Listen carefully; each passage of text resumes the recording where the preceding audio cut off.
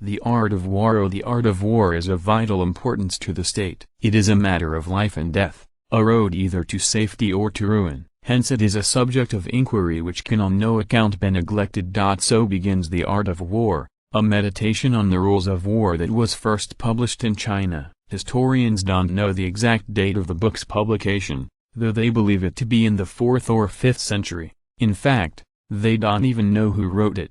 Scholars have long believed that The Art of War's author was a Chinese military leader named Sun Tzu, or Sunzi. Today, however, many people think that there was no Sun Tzu. Instead, they argue, the book is a compilation of generations of Chinese theories and teachings on military strategy. Whether or not Sun Tzu was a real person, it's clear that he was very wise.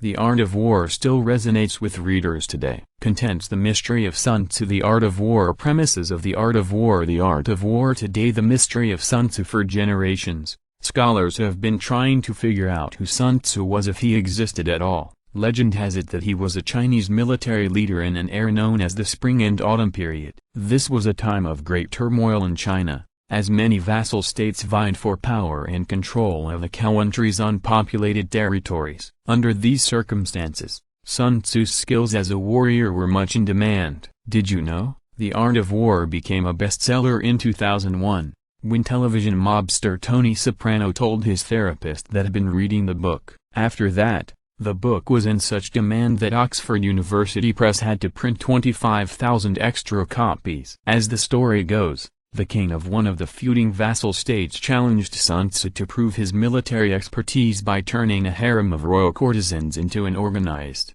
well-trained fighting force. At first, the courtesans failed to perform their duties. In response, Sun Tzu beheaded 2 of the king's favorites in front of everyone. After that, the courtesan armies followed orders perfectly, and the king was so impressed that he put Sun Tzu in charge of his whole military. The Art of War. Scholars do not know how the Art of War came to be and whether or not Sun Tzu, if he existed, had anything to do with its creation. What they do know is that copies of the book, typically written on sets of sewn-together bamboo slats, ended up in the hands of politicians, military leaders and scholars across China. From there, translated copies of Sun Tzu's work found their way to Korea and Japan. The oldest Japanese version dates from the 8th century AD. For more than 1,000 years, rulers and scholars across Asia consulted The Art of War as they plotted their military maneuvers and imperial conquests. Japanese samurai, for example,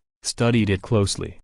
However, it did not reach the Western world until the end of the 18th century, when a Jesuit missionary translated the book into French. Historians say that the French Emperor Napoleon was the first Western leader to follow its teachings. It was finally translated into English in 1905. Premises of The Art of War. The Art of War presents the basic principles of warfare and gives military leaders advice on when and how to fight. Its 13 chapters offer specific battle strategies. For example, one tells commanders how to move armies through inhospitable terrain, while another explains how to use and respond to different types of weapons, but they also give more general advice about conflicts and their resolution. Rules like he will win who knows when to fight and when not to fight. He will win who knows how to handle both superior and inferior forces. He will win whose army is animated by the same spirit throughout all its ranks. Victory usually goes to the army who has better trained officers and men. And know the enemy and know yourself.